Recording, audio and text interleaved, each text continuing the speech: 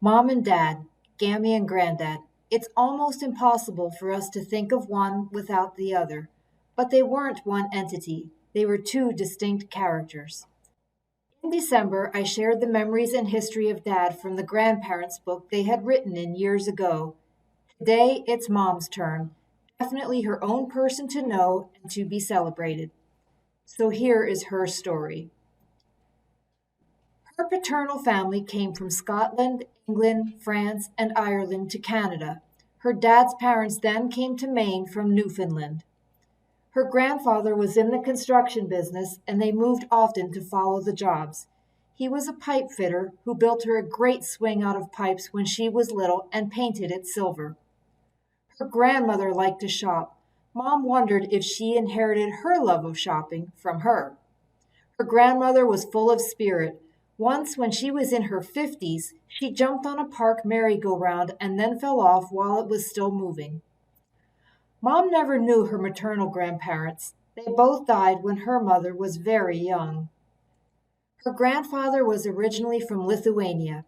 After he settled in Baltimore, when ships came here bringing more immigrants, he would go aboard, vouch for them, and get them jobs. He was also a saloon owner even during Prohibition. Mom's grandfather died when her mother was only 15. Mom's grandmother died when her mom was only 8 years old. She had tuberculosis and was sent to live in a sanitarium until she died. When she was alive, she liked to plant flowers. Mom wondered if she inherited her love of nature from this grandmother. As a child, she loved sitting in the garden, enjoying the intoxicating scents and dreaming or writing poetry. Mom always had and enjoyed her own garden in every house she lived in, and the joy it brought her lasted her whole lifetime. The beauty of nature was so important to her that they contributed to the Nature Conservancy to help it preserve many things, especially clean, safe water. Her father was born on a train in Michigan City, Indiana. He grew up poor. Since he had no money for shoes or clothes, he quit school after the 8th grade. He was always a hard worker in the printing business and a good provider for his family. He liked sports, and he had a great sense of humor, doing funny things like sneaking up the stairs to watch her do her homework with only his eyes showing at the top of the stairs. He also liked creating clever nicknames for everyone. Mom's mother had an unhappy childhood, losing both of her parents by the time she was 15. She was raised by a Polish-speaking woman and wasn't able to speak English at school. She loved baseball and she loved doing crossword puzzles. She also liked to take long walks. Mom wrote about the long walks they took across a big bridge with pipes. Her mother wanted her kids to get a good education, to vote, have beautiful teeth, and be truthful. Her mother had a sister, Helen, and a brother, Frank. She also had another sister who was such an integral part of the family, it felt like Mom grew up with two moms in her house. Auntie Mame sewed for her, took her shopping, and took her to church. She also took Mom to VE Day and VJ Day. Aunt Mame lived with them until she married when Mom was in high school. It never hurts to have two moms or an extra grandparent for your kids. Mom's parents were married for 49 years. Mom was born at home on January 18, 1933. Before she could remember, they lived in row houses on Paca Street in Baltimore near the harbor, which was where all the neighborhoods were then. After leaving Paca Street, they moved to a 2-story brick house. It had a living room, dining room, kitchen, bathroom, 2 bedrooms on the first floor, and 2 bedrooms on the second floor. Her father had a green thumb, and the whole yard was planted with every kind of flowering shrub, as well as flowers and vegetables. And during World War II, they had a victory garden that also included chickens. Mom had 2 younger siblings. Her sister Patricia was 5 years younger, and her brother Donald was 10 years younger. When they were young, they shared their house with 2 sets of renters and their Aunt Mame. Mom shared a room with her sister on the first floor. At the time, she teased her about a fantasy gym she went to at night, making her sister cry because she couldn't go too. Hey, that's what sisters are for, right? But once the renters moved out and Aunt Mame got married when Mom was in high school, they each got their own room upstairs on the second floor. Mom's favorite toy when she was little was a magic skin doll that could sit by herself on the edge of a table. She said that her daughter didn't treat her doll very well, carrying Susie McCracken around by the hair. She had higher hopes for her granddaughters and their dolls. All of their meals were eaten at home. Mom never ate in a restaurant until she was 18 years old. We usually had the same meals on every day of the week. The highlight was her mom's rhubarb pie, which my mom then made for all of us when we were growing up. Mom went to Gardenville Elementary School and then Hamilton Junior High School. Although she was quiet at home, she said she was very social at school. She was always in the top section of her grade and skipped a half year, which moved her from the February class to the June class.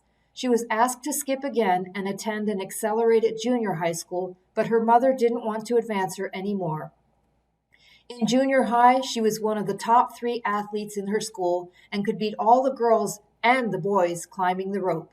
She also had artistic talent and attended the Maryland Institute of Art on Saturdays. Mom always loved school. She attended an all-girls high school where she played softball, basketball, archery, tennis, bowling, and badminton. She loved to read and write and was always on the school newspaper and the yearbook committee.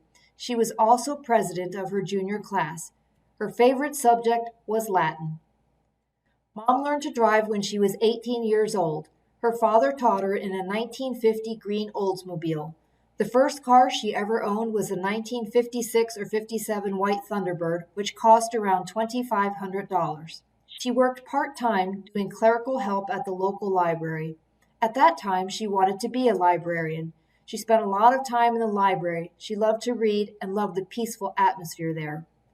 Then off to college she went, first attending Towson State Junior College, and then on to Towson State Teachers College, where she studied to be, of course, a teacher.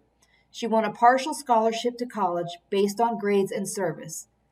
She taught 7th grade English, history, and geography at Parkville Junior Senior High, where she met the man she would marry. As she had for many years, she continued visiting Ocean City.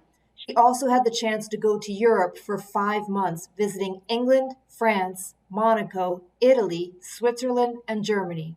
She did not move out of her parents' home until she got married at the age of 23, which is what everyone did then. She and my dad met in June while they were both teaching at the same school. They began dating in August, got engaged in October, and got married in March. They had a beautiful formal wedding. Mom wore a waltz-length lace wedding dress and a veil. Granddad wore a tux. Her sister Patricia was the maid of honor. They got married on March 31st, 1956, less than a year after they met. They honeymooned in Bermuda. They stayed at a cabana at a place called the Reefs. They lounged on the beaches and toured the island on a motorbike. They first lived in an apartment, then with Gam for 8 months. In August of 1958, we moved into our new home, which had just been built on Pickett Road. The 4 children were all born in Baltimore. They lived there until 1963. Dad taught school all day and went to law school at night, and during this time, Mom began a dedicated life of being a homemaker, never a housewife, a homemaker. While he was working all day, she was home with the children. They only had 1 car, which he used to go to work, so every day in the summer when it was hot, they would walk to a nearby community swimming pool. After leaving Baltimore, we moved to Syracuse, New York. We got a lot of snow there. In the winter before Dad got home from work, Mom would put dinner on the stove, let the kids watch a little TV, and go out to shovel the driveway. While in Syracuse, she also did some modeling, which she was very proud to be able to do after having had 4 children. In 1962, her parents, who both worked from NASA, moved to Cocoa Beach from Huntsville, Alabama. Over the next years, we would visit them every summer, usually in August. We truly enjoyed those weeks of beaches, bingo at the Officers Club, eating crabs, smoked mullet, and my grandfather's fudge, which Mom never lost her taste for.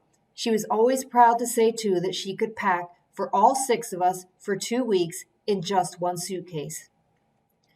We then moved to Chatham, New Jersey, where we had a nice vegetable garden in the backyard, and Mom took the kids swimming at Noe Pond. After a short stopover in Wayne, Pennsylvania, we moved to Doylestown. Doylestown was a great place to raise a family. We had a beautiful home, a nice community, and cats. Lots and lots of cats. Then they moved to Bloomfield Hills. All of the kids went on to college and they decided to move into a condo in the area. Mom also found herself going back to her art days. She wanted to be a docent at the Detroit Institute of Arts. She said they turned me down several times saying I needed an art history degree to volunteer. I was persistent though, and eventually not only did they let me in, I became president of the group. I also found myself being able to travel to exciting places with Larry now that the kids had moved into their own lives. After our stay in Michigan, we moved to Ohio. Mom volunteered at the Toledo Art Museum. During this time, retired life started, and so did grandparenthood. Mom made sure each and every one of them got to fall asleep listening to her sing A Little Ducky Duddle. They then bought her parents' home in Cocoa Beach. At first, they just wintered there. They spent the warmer months first in Ohio and then in western Michigan, where we had many wonderful reunions together. We went to zoos, fireworks, carnivals, and so much more. Mom and Dad visited every child at their home for their 40th birthday and had them celebrate their 50th in Florida. They celebrated their 50th anniversary with the whole family. We thought it would be just the kids and grandkids. We were surprised by how many people came, Mom wrote. We enjoyed celebrating with the whole group or with each family one at a time. Mom's 75th birthday was a high tea with the whole family. She was so moved when each grandchild entered with a beautiful rose for her. Hospitality was always so important to her. She took great pride in planning visits, including many restaurants, cultural outings, and even a Disney cruise with each family. We celebrated a 90th birthday, a wedding, and Mom was thrilled to host a tea party in her home, sharing all of her beautiful things with her beautiful family. They bought their last home in IRCC and have enjoyed a wonderful community there. They golfed, dined, and visitors enjoyed lounging at the pool and just visiting with them. They even learned a new card game that they enjoyed playing with all of their visitors, always the boys against the girls. And yes, sometimes Mom did get that book of red threes. From the beginning, we taught the children that nothing is more important than the family. Family comes first and foremost, family forever. It was important for me to create and maintain the family tom-toms to share the challenges and triumphs of all the children and grandchildren. In closing, although these words were written in a grandparent's book for my children, I believe this is how Mom feels about each and every one of us, and so I will close with her wishes for all of us. In the 6th grade, she heard a saying that stayed in her heart forever. The world is full of so many things that we should all be as happy as kings. And in this book, she then went on to write words of her own.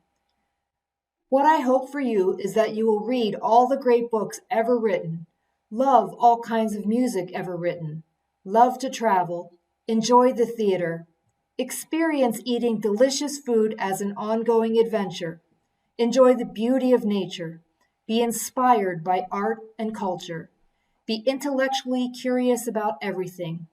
Mostly, though, I hope you are full of love, happiness, and peace of mind. 88 years. How ironic that Mom's favorite number was 8.